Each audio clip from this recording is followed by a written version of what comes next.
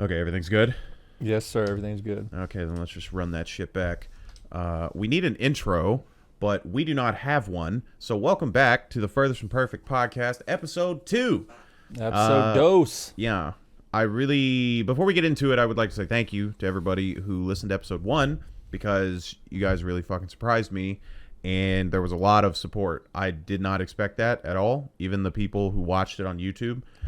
I was really nervous to put it on YouTube because I have never uploaded an hour and a half long video to the channel, and you guys came out just fucking swinging with support and love, and I cannot say thank you enough for everybody who listened and has been supporting it, because there was a lot of positive shit. I think there was a couple of negative ones, but fuck those people. It's fine. They'll get over it, I guess. But I would like to say thank you. Yeah, we were just talking about that. Super appreciative, guys. Like Lance and I both were sitting there joking around about like we didn't know the traction it would get. And I know we've been talking about doing this for a while. And he's got a decent little following. I do all right for myself. And we've been talking about doing this for years. So the fact that you guys, like episode 1, like he said before, like with it being about an hour and 20 minutes, like just you guys just sitting there listening to us talking, whether it's on Spotify, which I wish we could check that, by the way, too, because I'm sure we had more people like listen to the audio just like in passing than the actual video itself. But yes, thank you, like seriously, thank you. Yeah, I never did say shit about it either. That's what's wild, and that's one of the things that I think is kind of nuts. I never tweeted it out or anything, and like I had a link to it on my stream, and like people were like, oh, I followed on Spotify, or oh, I like checked it out on fucking Google Podcasts or whatever, because apparently now it's on like all those major podcast like sites and shit. Like somebody said that they would listen to it on Overcast. I don't even know what the fuck that is. I don't know what that is either. Yeah. But yeah, no, I listened to like the whole thing again through Spotify, and I got some people that are really so I didn't realize people really mess with podcasts. Like I was just passively at work, or I had friends that were like, oh no, like what is it? And I'll just listen to it on the way to work or something like that. Like there's people that like hardcore watch and listen to that stuff every single day, and it surprised me. Like I like podcasts, but I have to take podcasts in clips. Like I don't know, like I guess like if you work overnight or something like that, and you listen to it just to pass the time because there's nothing there, I guess I get it. But yeah, dude, that was definitely that was awesome, man. But find out so many people were definitely just into podcasts in general. Well, I used to listen to them whenever I worked at Under Armour. Like whenever you're sitting there folding clothes and shit. Like I would listen to one of two things. I would listen to the Lord of the Rings movies. Well, I guess one of 3 things, even though one of them is kind of the same. Because I would listen to the movies themselves, I would listen to the audiobooks for Lord of the Rings, or I would listen to podcasts, because all I'm doing for 4 or 5 hours a shift is I'm coming in, I am grabbing boxes of clothes, I am unboxing those clothes, and then I am either folding or hanging those clothes. That was all I did for 4 or 5 hours, and like they're perfect for that. And I didn't know... I knew that... like everybody and their dog had a podcast. I had no idea how into and how big the like culture had gotten around just like the passive listening of things. And I do it, but I didn't think that everybody else did it. I guess I just wanted to think I was special or something. But like I always have something on. I like to sit in the quiet sometimes, but for the most part, even if I'm in the shower, Kylie thinks it's kind of weird, but even when I'm in the shower, I'm like listening to some shit on my phone. I have it like on like a little shelf next to the shower and listening to something, because I don't know, it just kind of fends off the boredom. Yeah, you and I were talking about it too, like right before we actually started and went live the first episode. Like how convenient it's gotten to before, like to make a podcast, right? It was very difficult and you had to have things planned out. While anymore, there was nowhere to put it. Right. Well, that, and like right now, like they got that Anchor site that you and I were talking about. Shout out to Anchor, but like where you upload it and it does everything for you. Yeah, I didn't do shit. So, like, when I had found out about that and I started looking around, I was like, dude, there's thousands of podcasts, like, everywhere. I was like, I didn't, I knew of, like, some of the larger ones, right? Or some of the ones that, like, I guess pretty much called out to me. But man, there's podcasts everywhere, and it's just I think part of the reason is how simple it became, and podcasts become so laid back in the conversation piece, right? Which is one of the things that I told you that I didn't want for our podcast was like I don't want specific topics. I don't want cliff points. I don't want a subject that we specialize fuck in. the You know script, what I mean? dude. Fuck like the that scripted to me, world, that to bro. me becomes so stressful. Yeah, like I know how to fucking talk. The scripted world can suck my balls. I have never scripted a video. Not one. I have improv'd every video I've ever done. And I think it shows in some of the videos, but in most of them, I tried, let me rephrase that, because I tried to script one of my videos, and it came out terrible, so I never even fucking uploaded it. And so I redid it and reshot it the improv way, where like I'm just essentially just bullshitting lines and then cutting it down to where it's good. And I think that's essentially the basis of all entertainment, is everything starts with an idea on paper, and then you just work it out. Like even the scripted shit, right? And I think that the raw idea in a lot of ways is much more entertaining to listen to and to work with. The raw idea, like when it's done, it's like, okay, it's done. It's kind of like, okay, you know, but and there's a lot of comedians that talk about that actually, where whenever they get time to shoot their special, they've done that show 100 times, 200 times in small clubs and things like that, but they've worked out all this material.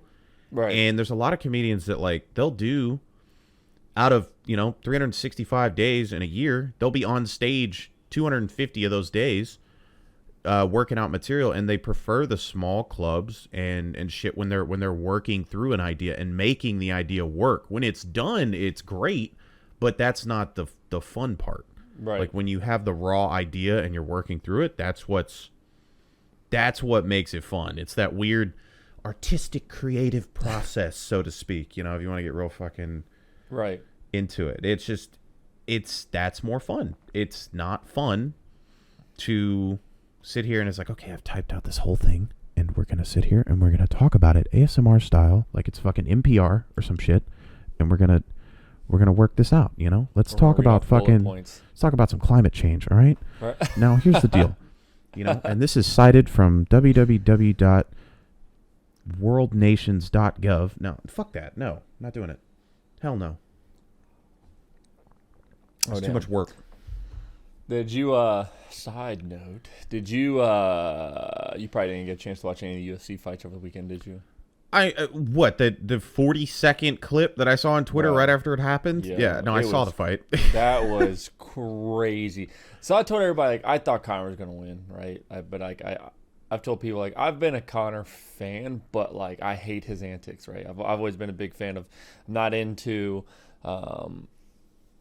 any of the antics a lot of these people had. I didn't like when Chael Sonnen did it back when he did it. I don't like Kobe Covington. I don't like any of that cocky, arrogant stuff or whatever. But for some reason, dude, if you watch the weigh-ins up to this fight, dude, Conor looked as good as he's ever looked, and he was actually humble for once.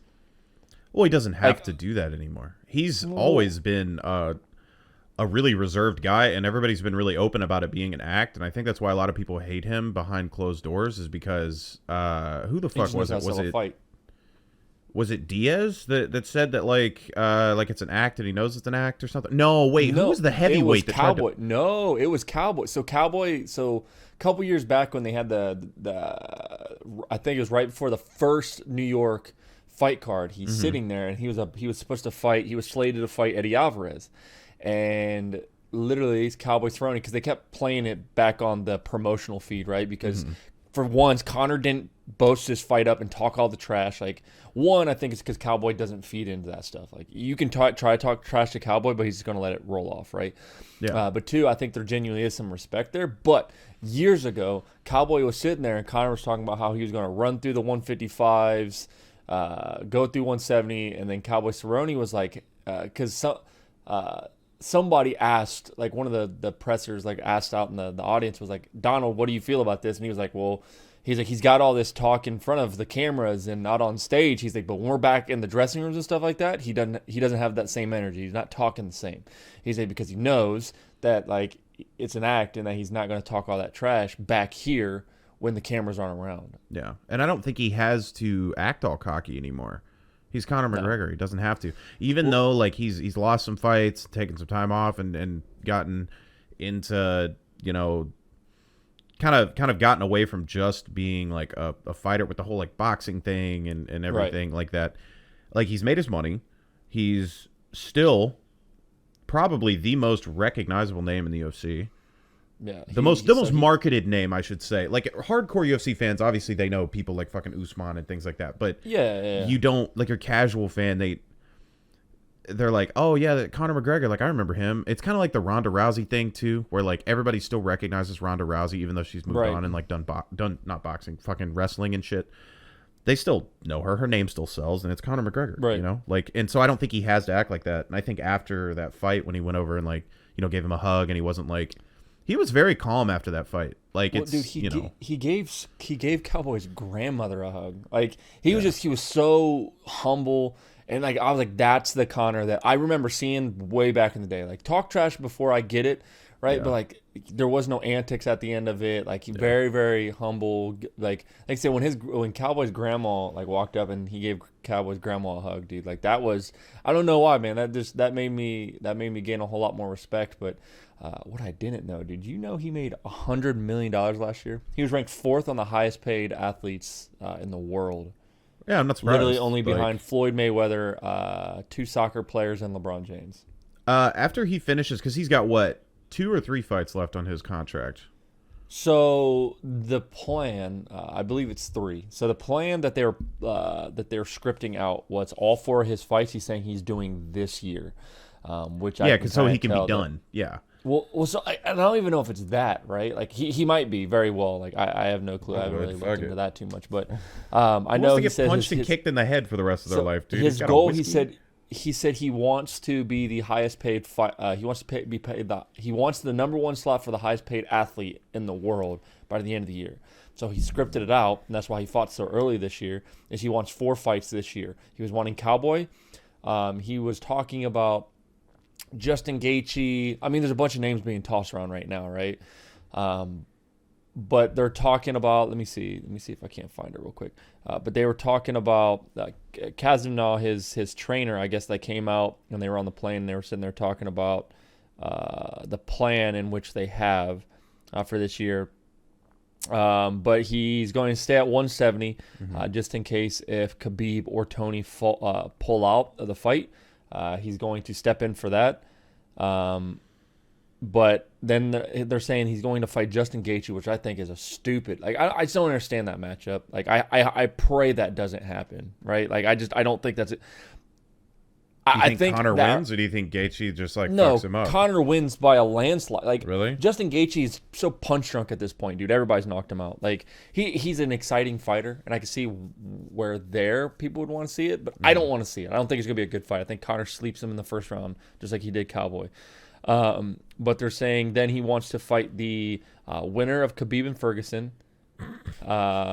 I think he loses against either of those guys, dude. Well, so I keep telling everybody, I don't think he fights Khabib again. And then it was funny, like with this, what sparked it is I'm scrolling through YouTube, and one of the things that were just announced, and I'll have to watch the video so I can get more details on it, but it's saying Team Khabib is open for the Conor rematch, but he wants to be paid $100 million to do it. Ooh. So I just don't see it happening because he kept saying that he's not going to fight him because the word from Khabib last I saw was he's going to fight Tony and then he's going to retire. But anyways, he doesn't have anything else to prove. He doesn't, right? And once he beats Tony, he's wiped out that whole division. Yeah. But they're saying winner of Khabib Ferguson, Diaz 3, I think, which would be massive. That will probably be once again break the all-time selling fight card in UFC history. And then he's saying to end out the year, he wants to fight the winner of Masvidal Usman, which, once again, I think that's a terrible. I think Masvidal rips his head off, and I think Usman's just another Khabib fight, but bigger and stronger. Like I don't. Oh, man. I don't. Oh boy. Like that's a tall list. That's a tall list of fighters. Like I said, Gaethje, I can see it to be a warm up fight, right? He wants to get right back in the swing of things, but I think it's an easy fight. Diaz is never an easy fight, but once again, I think I think Diaz. I think after the first fight, I think that hurt Diaz's career, right? Because I think Diaz is a great fighter, but I think he stopped being what made him what he was, right? And he's all about the fame and the money, right? And like he's well, what's that old what's that old adage? It's like an old saying where like, and I think it's even in a fucking movie, or no, maybe I heard it on a podcast. I heard this somewhere, but it's like you can't wake up in silk sheets every morning and then go work construction. It doesn't work. Like, right. Once you get that pampered lifestyle, it's hard to keep that grit and that kind of like that dog mentality. They kind of like, you know, and a lot of people they have it and then they get there and then they don't have it, which is nuts that somebody like Connor's been able to continue to work and still, like, he doesn't look slow. He doesn't look like he's fallen off. It looked like he has been doing well, even though he's at the top, like it's one of those things. It's like and I think that's what it was. It was like, you can't wake up in silk sheets every morning and then go work construction. Well, it just doesn't work. I think I've heard that before. I think I heard that from, they were talking about Connor. I think it was on a podcast. I think that's where I heard it. It might have been a fucking JRE podcast for all I know. And I'm thinking that as well, because I heard that and it was talking about Connor, which was like, where is his passion in anymore? He's got all the money. Like, you can actively see that he's not caring about as much as fighting. But that's why I was so excited about this. They said, where was it? It was a JRE podcast, and they were talking about Anthony Joshua overlooking Ruiz whenever Joshua got knocked the fuck out by Ruiz. Oh, yeah. And they were talking about that, how, like, yeah, that's what it was. I'm pretty sure it was a JRE podcast where they were talking. I don't remember who they were talking to, but they were talking about how Anthony Joshua, like, very clearly looked like he looked past Ruiz and, like, didn't look like he worked very hard or trained very hard for that fight. Yeah, like, it's probably it was that. You, but that's what it was. But yeah, no, I know. Like, they said he stopped drinking. Like, he quit drinking for this fight camp, and that's why even Connor was like, he was like, I just had to get remotivated and stuff like that. And that's why, dude, after the fight was over, I was like, man, I haven't seen him look that good since. Because even Eddie Alvarez, I didn't think the Eddie Alvarez fight he looked that good in, right? I think Eddie Alvarez made him look better than what he really was. Yeah. But, like, when I think the last time I thought Connor looked his absolute best was probably if I had, like the Chad Mendez fight, man. Like, he had that grit and was pushed to the brink, and he was able to fight out of it. Because I think both Diaz fight. I think it's hard for anybody to fight Diaz. Like, that's just who the Diaz brothers are. But it's the cardio, right? It's the constant pressure. But it was just like, dude, like they literally clinch up in the center of the cage, and he freaking shoulders him 4 times, my guy. 4, like, I've never seen someone jump and lunge into a shoulder like that. Busted his nose. He knocked him out there, in my opinion. Yeah. I think Cerrone was knocked the fuck out right there. Like, getting hit, like, that's all bone. That's essentially taking an elbow to your nose. Not only that, times. Dude, but like, that's something you never see it, right? So there's no way Cerrone would have been expecting to get shouldered, right? Like, Cerrone's been, like, hit by a lot, but I don't think, especially with the height advantage that he had, like, that's why, like, I kept telling people, like, Connor had to jump into that, right, and jump straight in his shoulder and him straight in the nose. Yeah. But man, it was just good, dude. Like, I'm just excited for the fights this year in general. And then I know Deontay Wilder and Tyson Fury are going to be fighting again, so I'm excited for that fight. Fucking, it's one of the most technical fucking boxers ever in Tyson Fury going against the fucking wild man himself. Jesus Christ. Right. Man, and that's why I keep trying to tell everybody, it's very odd in the sense of, like, that fight, how it went the first time. I predicted Fury was going to win. Everybody told me I was crazy. I was like, I'm telling you. Like, Deontay Wilder, is he a scary dude? Absolutely. If he connects with anybody, he can put you to sleep. The problem is he swings so damn wild that, like, if you put him against somebody with a good chin that can technically outbox him, he's going to struggle, which Fury did. And I still think, to this day, I think Fury won the first one. I don't agree with the draw. I just think he won more rounds. I get he got knocked down, but, like, I don't agree with they're saying as many points he scored. And that's why I always told everybody, like, you and I have talked about numerous times about Wilder versus Joshua, where, like, the difference between Joshua versus Fury is Fury has a chin, right? Joshua does not. He got tested by Ruiz. He got tested versus Klitschko. Like he's been susceptible to. He's not the best defensive fighter, like Correct. by any means. Yep, and I think it's always because he was always the bigger, stronger, more imposing fighter. And he's always also fast as fuck for a heavyweight. Well, that's what I was about to say. He's always relied on his reach and just his jab to keep people away, right? But that's not a very good defensive strategy of, hey, I guess so. Like, hey, you got to get through his punch. And, I mean, a punch from him is a pretty big damn punch. But I always told everybody, like, I thought Joshua would put away Wilder if he did not get hit, right? So when I saw Fury was coming back, I got excited because I was like, it's literally Anthony Joshua, but with a chin. But I also don't think Fury's as strong, obviously, as Joshua. So I think Joshua, if he could fight as technically sound and just not get hit with a big punch, I think that would be a quick fight. That's tough though, because like I feel bad picking a side in that because I love Tyson Fury. I love his story. Like, his whole thing about like he got super depressed, gained a bunch of weight, and then just like worked his way back. And I thought, he's got a great fucking story. You could turn his life into a movie, and it would sell very well. Well, they did in my documentary. They did a documentary, but like I'm talking like a Rocky style movie. Like you could turn his life into a cinematic, like retelling almost, and it would do very well. And but I also like Wilder because like he literally like he's got another fucking great story. He's literally like, he talked about it like. He's from Alabama, and the only reason why he got into boxing is so he could make money for his daughter. He was like, he wanted to be a professional athlete because professional athletes make so much money, and he was like, this is my last chance to be somebody. He's like, I'm from Alabama, and I didn't play football, so like, what did I do? I went to a boxing gym, and like, what was it? He was a year and a half into boxing, and then went and like, was it the Olympics that he boxed in or some shit like that? He got like the bronze medal a year and a half into boxing, and like he did the whole thing just starting for his daughter. Like that was all it was for, essentially. And I was like, that's fucking, they both have great stories. I think like that's a tough one for me to call because I love both of them as like their stories and like fighters as well. I like them both, but I don't know. I think they're both too. They're very conserved, right? Like both of them have their flashy style, but it's never been in them to be that guy, right? And even Wilder, who I think is a little more outspoken than Joshua, like he still remains pretty humble for the most part, right? Because I don't get tied up in the American versus UK or just what ethnicity you are. I don't care about any of that, right? But I just care about good boxing, right? And I like both of them, dude. I love watching both of them fight. I just think, and that's why I love watching those fights so much, is because I don't have a dog in that fight.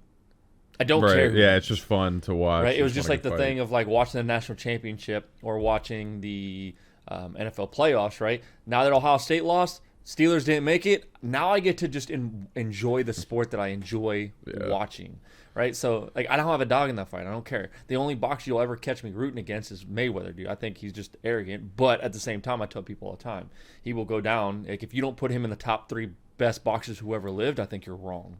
I think he is the best boxer to ever live, record-wise, and what he's done. He is the best. Because I struggle, right? I struggle to say he's the best boxer who's ever lived, but I will say he hands down is the best defensive boxer ever. He has probably been the best boxer I have ever seen fight. Because the only other person that sticks out to me when I think boxing is Roy Jones Jr. And the stuff that he used to do. But the problem was like he always he was one of those ones where like I loved it and I hate it. He fought anyone, anywhere, any weight class. And I think that ended up being the downfall to his career is because he jumped did up. Cherry pick fights, yeah. He was 7 weight classes, dude. 7 weight classes he fought in, right? Like he started in like I think the 170s and jumped all the way up to heavyweight, bro. Like, but to me, like I love that, but like I think that was ultimately the downfall to his career, dude. But when you look at highlight reel, I think he's got the best highlight reel out of any boxer in history. Just because, like, even Mike Tyson with all his knockouts and all kind of stuff like that, Roy Jones embarrassed people in his prime. Embarrassed people.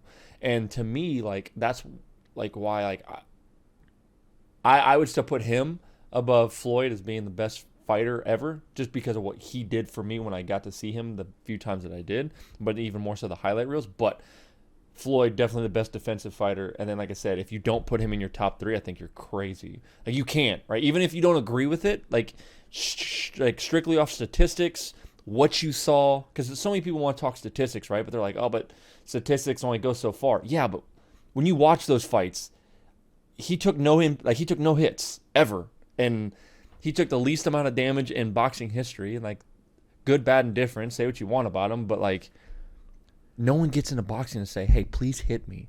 The goal is for you to hit me. No, he did what he had to. Get hit as little as possible and hit. And when did Floyd start boxing? Because I'm going to be honest with you. I knew not shit about boxing. The thing that got me into boxing is going to sound so fucking bad, and there's going to be some people that have been into boxing their whole life that are like, oh my God, fuck this guy. It was the fight night games. I was a big gamer, and I didn't really know much about boxing. And then when I was pretty young, I got like Fight Night round 2, I think is what it was. And then but like, was Floyd in those games? He so he was. I don't think he was in some of the earlier ones. I'll look it up here. Because there was what Fight Night round 2. He started in '96, so he's been in the game for. He had to have been, because I just remember who I used to always play as is Diego Corrales and stuff like that. Just because he was pretty high rated, but like same thing with you. I didn't know anything about Floyd even in those games, right? I don't remember him being in them. I'm pretty sure he was. Because even people like fucking Jermaine Taylor, who was like he held I think the middleweight belt for a little bit, and I knew him because he's from fucking Little Rock. So, because I remember Roy Jones was like the guy for round 3, I think maybe, and then I think Bernard Hopkins was the other guy that was like on. I think those were the 2 guys on the cover. Is like B Hop and Roy Jones Jr., but I'm not sure. So the second one was the one that really got me in Fight Night round 2, which B Hop is on the cover of that one, and then Roy Jones is on the cover of 3, right? No, Oscar De La Hoya. Oh. So hold on. No, so I think it changed depending on which one you got. Let me see. Oh, they had like different people for different regions or something? I believe so. That's smart marketing. No, Fight Night, I don't know. I can't remember. Because I do remember the one I'm looking at is the one for 360, which had Oscar De La Hoya on it, which that one I do remember. And then there was Fight Night Round 4, so that's the one I remember. I played a lot of that. Had Muhammad Ali and Mike Tyson on the cover, because that's when they introduced the whole... that's when they introduced the Legends thing. You were right, though. Fight Night Round 1 had Roy Jones on That's what it was. It's fucking round 1, dude. Yes. Yeah. No, I fucking love those games. I wish that there was a way for me to play them on PC, but I don't think there is. So I don't know if you can even find... I can't even find like an actual roster sheet of a... Oh, there we go, actually.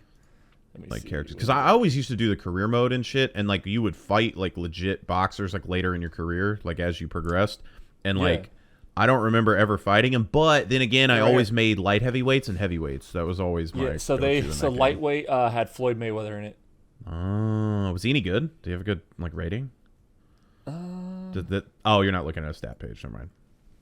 Well, I was looking at just the roster in general. I just wanted to be able to find it, but.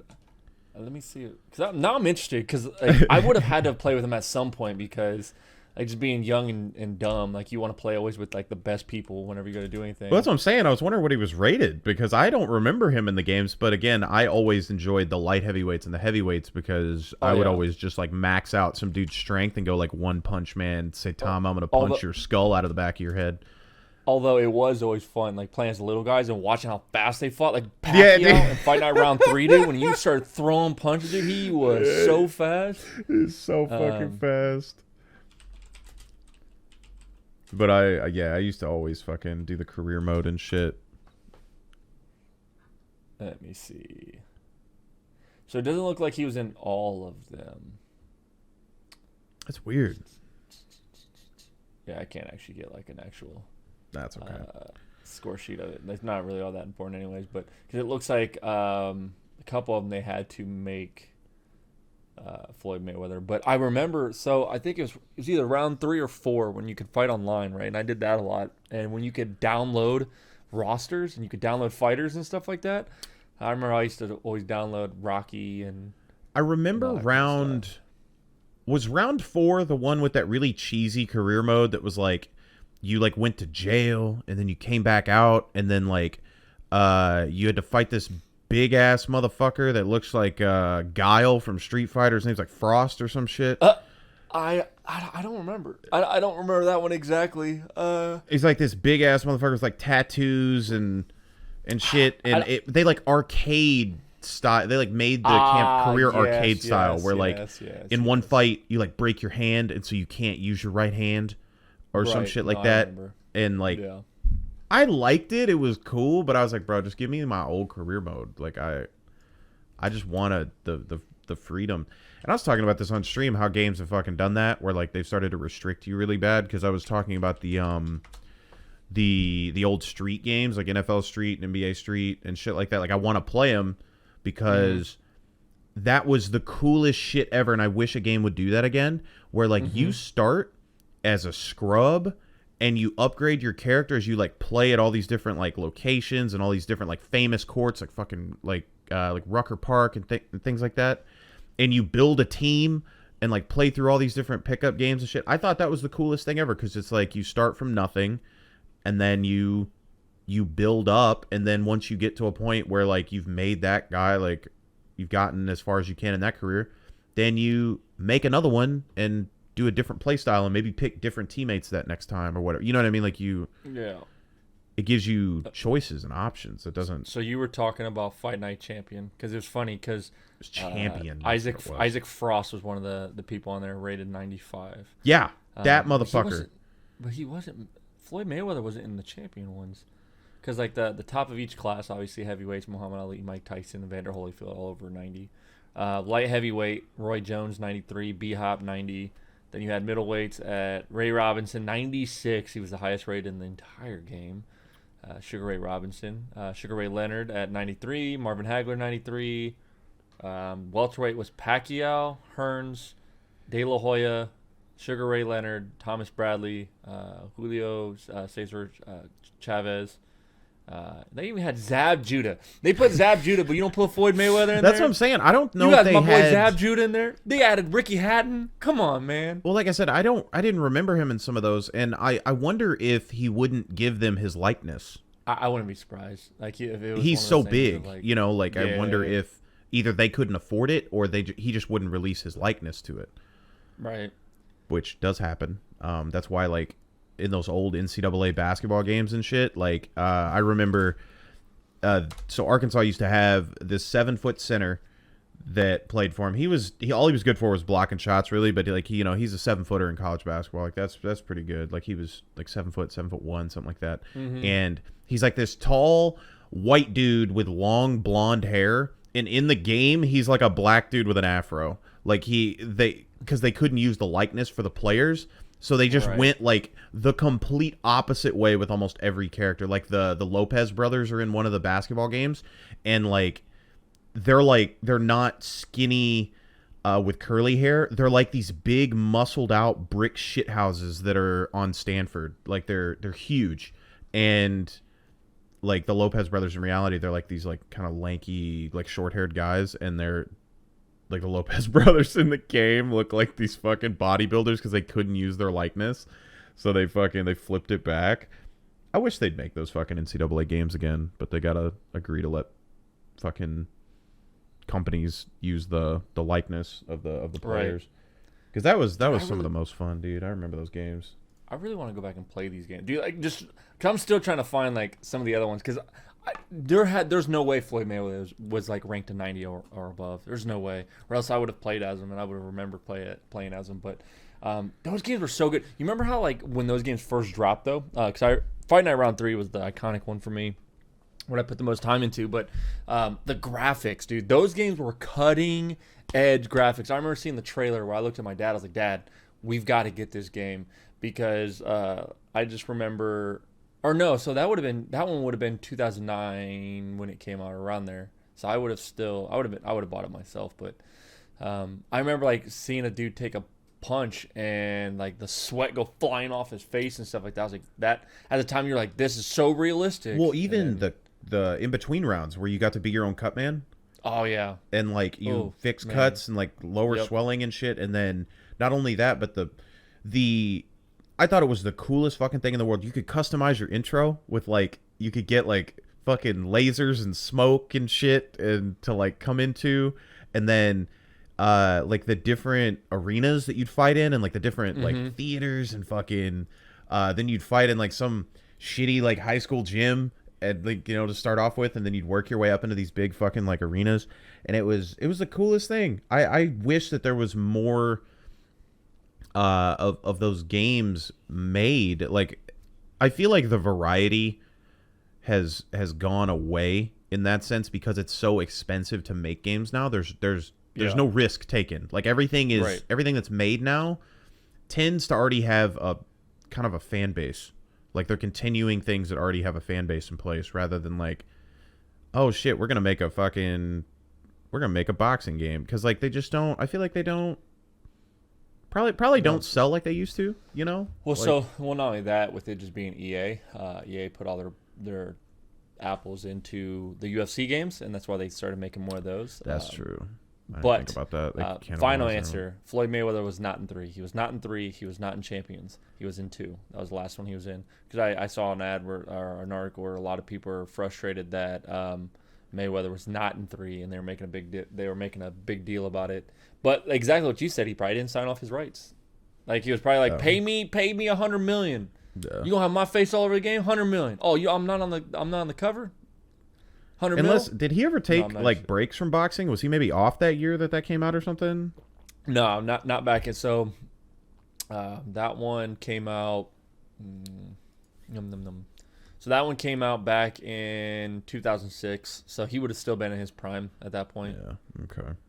No, that makes sense though. He's an expensive guy. I do the same shit though.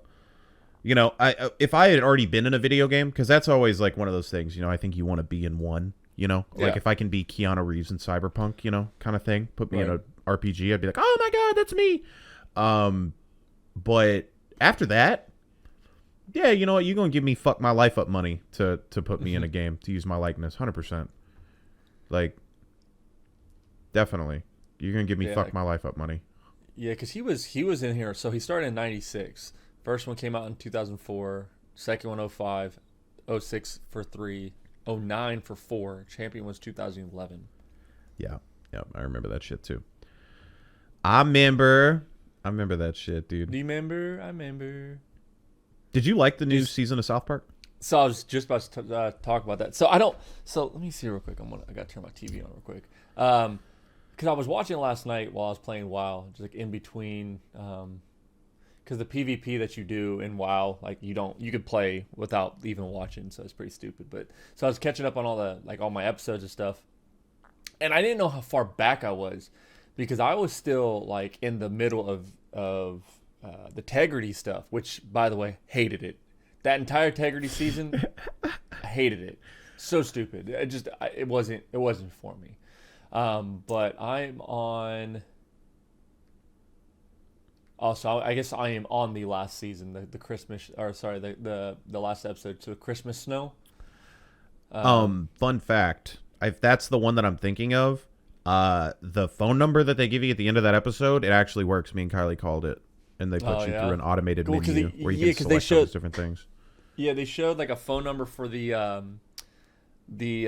diabetes kid, Paul Malcolmson or Scott Malcolmson's show. I'm Scott Malcolmson. I have diabetes. Yeah. So, like, I started watching. So, the last one I had watched was the Halloween special. And so, when I clicked on it, I was watching, like, it was from that one on. I didn't like this season. This whole season, I for the most part, I hated. I didn't like the Mexican Joker episode.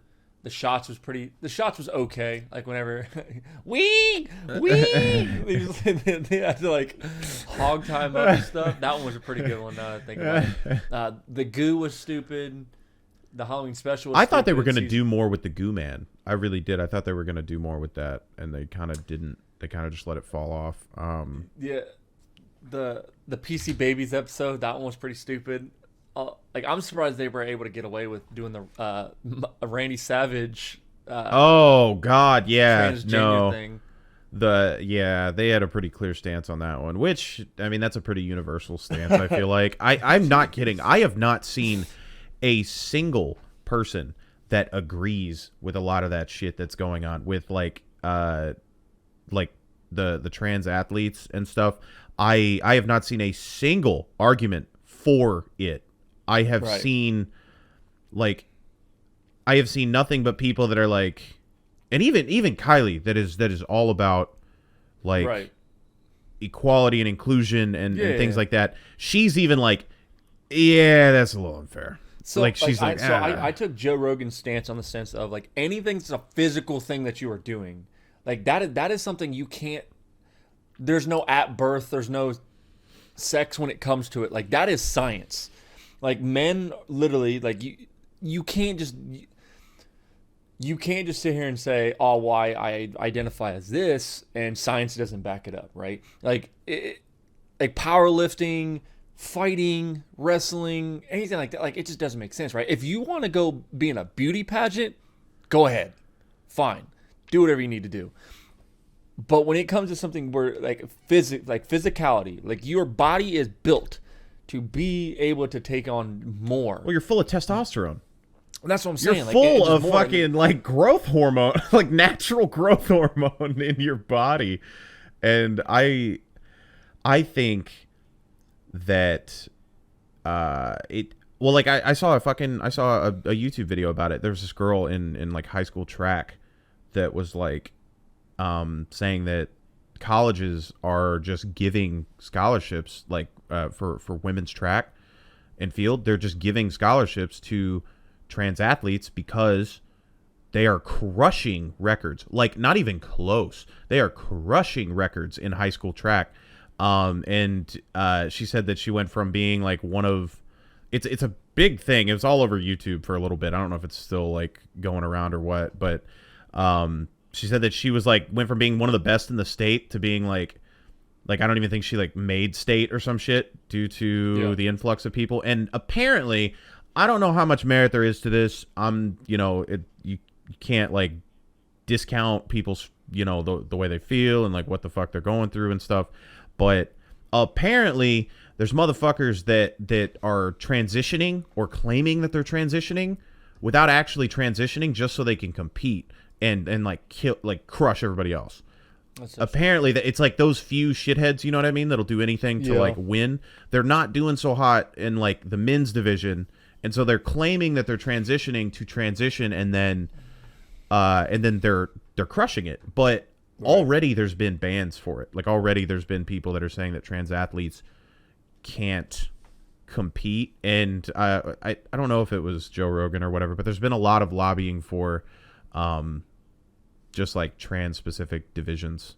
Like if you're trans, then you have that, and that'd be fine. Yep, that'd be fine. That'd be cool. I'd be 100% okay with that. But like it's just a shitty thing because it's like if it worked, if it went both ways, I feel like it would be a little bit more like the argument would have more of a leg to stand on. But you don't see women transitioning to men doing the same things that men transitioning to women are doing in those divisions. You know what I mean? Like nobody's transitioning the other way and just crushing it. And like I'm talking like world records are being like shattered. And there was a viral video on Twitter a while back. It was a guy he was trying to like prove a point, and he was like about this whole thing about the physical differences and stuff, and he was doing the world record for women's deadlift. And he like broke the world record for women's deadlift, and he's like a musical artist. I don't even remember his name. I think it starts with a Z. But he was like if you don't think there's a difference, like he's not a power lifter, he's just a guy that goes to the gym, and just shattered the women's like deadlift record for the world record. And I was like, holy shit, people are not going to be happy about that. But I mean it proves a point. I mean, I don't know.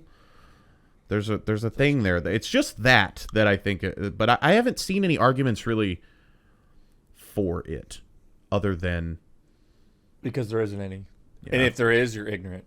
Yeah, like I'm sorry, like that's what it is. Like it's just there doesn't, and the people that like want to argue for it has nothing to back it up. It's sheerly let them be happy. Yeah, that's what it is. It's inclusion, and I get it, which is cool. Yeah, but not when it's like exactly what you said. When it comes to either someone physically getting hurt or like the weightlifting thing. Like I get it, you're not physically getting hurt, but stop. Like come on. Like because the one that sparked all that, and they showed the transgender woman, and like when you saw her, like it was like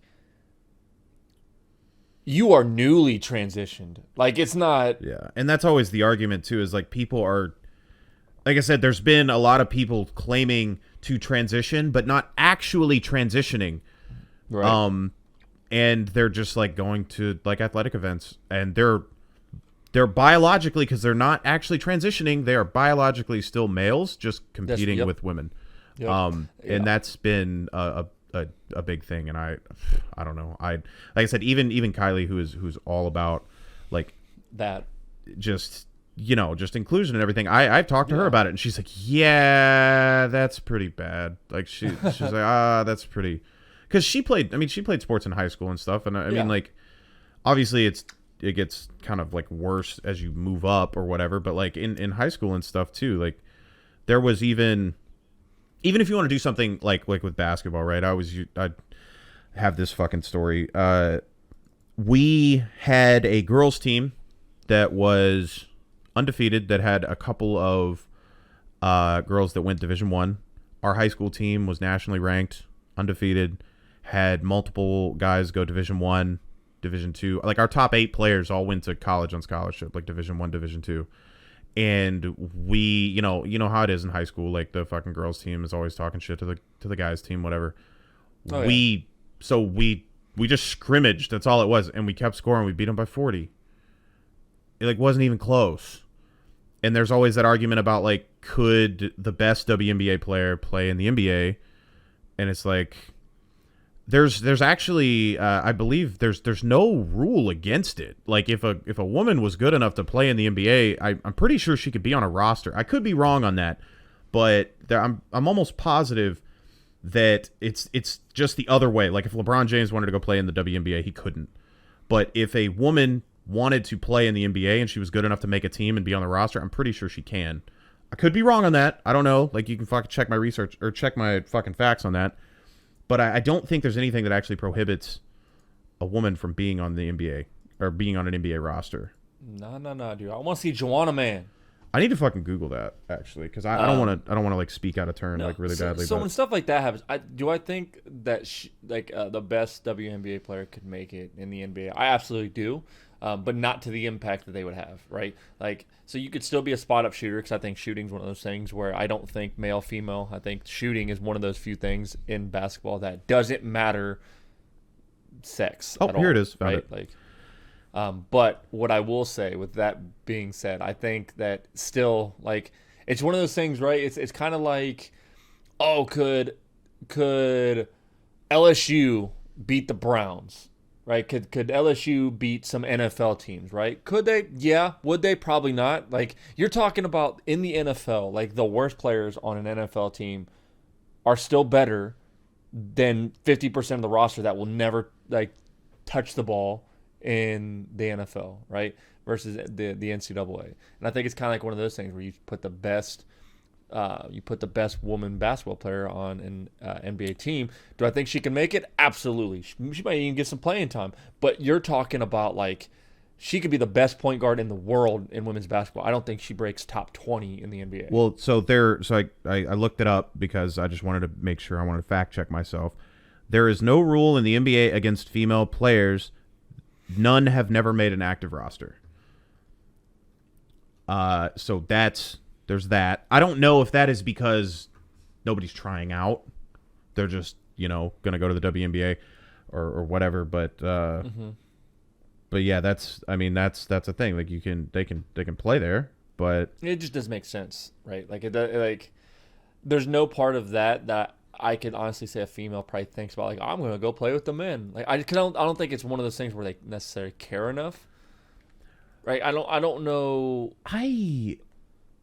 Like football, I would understand, right? Because there's not a women's football league that's as popular as what the WNBA is now, right? So like that one, I would understand, right? But women coming up, I don't see there's that. I've got to show I can play with the men, so I'm gonna go join an NBA team. I just don't.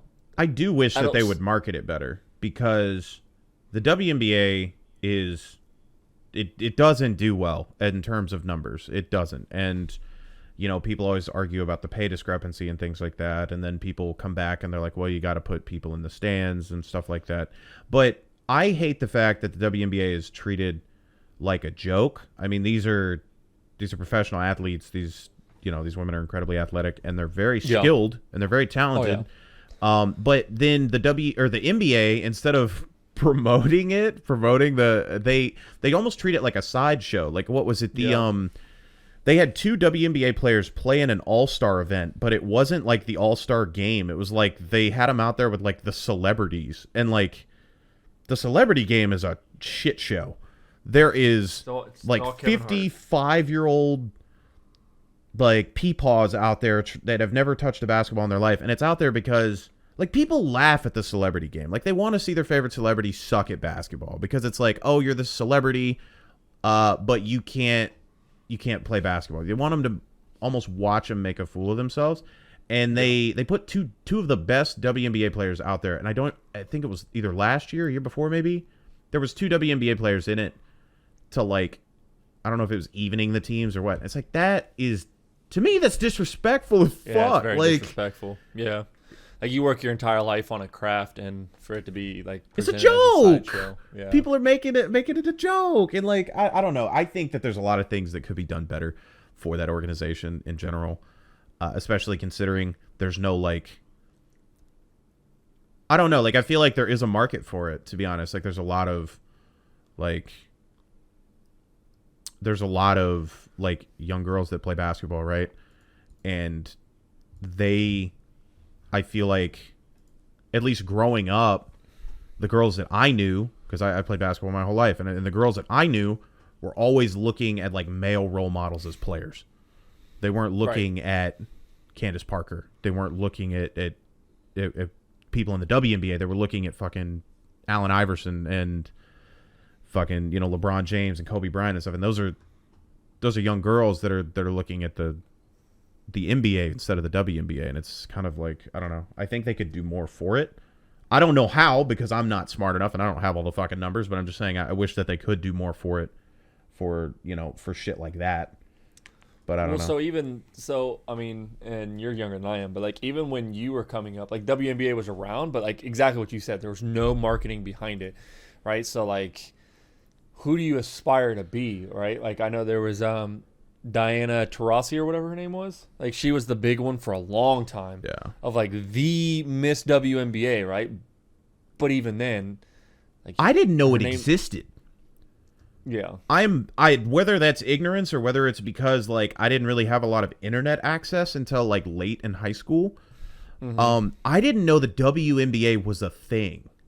I just assumed that it was kind of like softball, where like after that, you kind of like after like college, like it's not like the MLB where like there's like a major league softball thing that's on every single night, on TV or on ESPN. I just thought that people just kind of just quit playing or something. You know what I mean? Like, I didn't know that the WNBA existed when I was younger. And I think that's very telling because I was in the community and like I was I don't think I knew it existed until I was like a sophomore in high school. And yeah, but it's also because I grew up in a state that doesn't have any professional teams either. So it's not like I was, around it. And a lot of teams are, like a lot of WNBA teams are tied to kind of like an NBA city, for the most part. I believe. I could be wrong on that, but I'm pretty sure I thought they like shared the arenas. So like there's so that way they don't have their own arenas and they like share, they just change out the logo or whatever on the floor because those floors are interchangeable. But yeah, I didn't even know it existed, which I think, again, call it ignorance, call it, the lack of information, or I don't know, but I just think it's very telling that I never saw a game on TV. I never had heard of one. I never even saw a piece of merchandise, and I think they just now put the WNBA in 2K. Didn't they in the recent one? Yes, they put that shit in. But yeah, I don't know. Yikes. It's such a weird thing, and people smarter than me are gonna have to tackle that and figure that shit out. But I do think it's funny though whenever people like people take the worst moments. You'll see these compilations on YouTube. People will take the worst moments of the WNBA, and it'll say like, "This is why there's a wage gap" or some shit. And it's like clearly just like it's like fuck ups that they have. Like it's not like the whole game looks like that, you know. But it'll show somebody like airballing a three or like missing a layup or something. It's like NBA players miss that shit all the time. Fucking Gordon Hayward, one of the best players in the league, was a fucking all-star, missed a 2-foot tip-in the other night for the Celtics. Like they were trying to tie the game up and they fucking lob it to him like from the inbounds and he's right at the rim and nobody's even around him. He just fucking misses the layup. And it's like that just shit happens to the fucking NBA players too. If people are human. So, I was about to say, like, for people to think that there's no mistakes made at that level, like, you're crazy. Yeah. Like, you're absolutely crazy. It doesn't matter if you're the best of the best in the world. Like, there's like, and I preface this back to like fighting and stuff like that, right? When people are like, "Oh, best fighter in the world," like even those fighters are like, "No, in sparring, like I get knocked down all the time in sparring. Like it's just what happens, right? Like it's just part of sports. Like you're never going to be untouchable in anything. You're never going to not miss a shot. You're never going to complete every single pass in football, right? Like it's just. Well, you don't learn if you don't suck, right? Because there's no growth that comes from not sucking. Because what is the factor for not sucking? Learning to get better. If you're just always good at something, there's no reason to learn. And fucking Shaquille O'Neal talked about that. How he was his whole career, he was the biggest, most dominant motherfucker on the court. Easy. And then he always talks about his free throws. But he also talks about the fact that he had one of the worst work ethics ever. Like because he didn't have to. Like, yeah. You know what I mean? If you're getting 30 and 15 a night and you're 7'1", 300 pounds and moved like him, I wouldn't practice either. Why would you? There's no reason to. You're too damn big. Like you're playing on a goddamn Nerf hoop with a bunch of infants. There's no point. Like his whole like he was not. He talked about it like he is not the best person when it comes to like work ethic and practice and shit like that. Right. On the contrary, you have people like Steve Nash who talked about shooting fucking 1,000 shots a day and shit like that. But Steve Nash was also like 6'3" and in a league of people that were bigger and stronger than he was. So, you know, you have the dynamic there of like somebody who's super physically gifted that doesn't have to work, so they won't. And that's the kind of the premise there. Like if you don't have to work, if you're just always good at everything, then you won't work at it and you won't like, you know, you won't learn anything new essentially. You'll just keep doing what works, which why wouldn't you? If it ain't broke, don't fix it. So you have to suck. Like, you know what I mean? To be able to progress, to get better. And to know what you need to work on anyways. Yeah. You have to. But I don't know, dude. That whole thing that whole thing always gets me. I know we got off on that because of the South Park thing. I wanted to get your opinion on the new South Park, and we fucking got off on that. Yeah, no, they were trash. Just that. Long story short, they were complete trash. I didn't like any. There wasn't a single episode where I was like, that episode is rememberable. Like if I never watch that season again, I will forget it ever happened. I don't know what they're doing with that. What they were trying to do with it, because normally you can kind of see a theme through their seasons. They have an overarching theme. They have. You know, like the season where they introduced PC Principle, obviously they're poking fun at PC culture and things like that. And then I just don't know what the overarching theme was with this. I didn't necessarily hate the episodes, but it definitely wasn't as good as some of their more recent stuff. And I love the show. I think the show is fucking hilarious. I think they're one of the few places. I think they're one of the few shows that is uncancelable now. And I think that's why they make that joke, that hashtag cancel South Park, like at the end of all the episodes, because they're to a point now.